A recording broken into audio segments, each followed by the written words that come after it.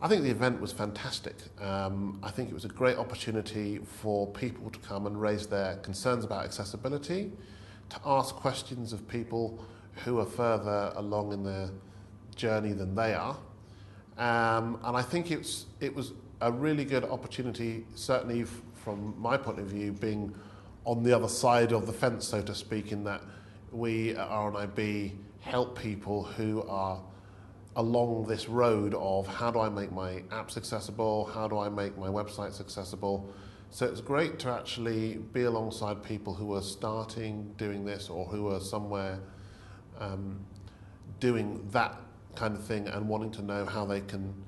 move that on with all the other pressures, with all the other constraints, all the other business constraints there are around this whole topic. Well, I think the thing to take away of value is, and one of the things that I thought was particularly great was Julian's talk around, with a very simple message, which is basically, if you're not in the game, get in the game. If you are in the game, see what you can do to move it forward and do the easy things first. Because many people see accessibility as a complicated thing, and when you're fully immersed in it, it can be, but they often neglect that to actually get started, which is to read some of the web content accessibility guidelines, if it's web accessibility you're looking at, and read a bit and start implementing what you're reading, rather than trying to eat the whole elephant at once, so to speak. And certainly with mobile, there are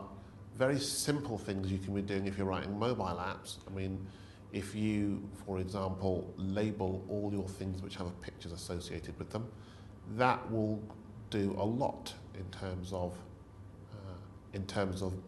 making your app more accessible. So there are very simple things that can be done, and I think it was great that hopefully we were able to assure people who are working in this industry or who are at the bottom of the mountain, so to speak, hey, I can just do this little thing that's easy to implement, and that will make a start and it won't be too onerous. And I think often that is a message that we try and get across to people who are at the sharp end.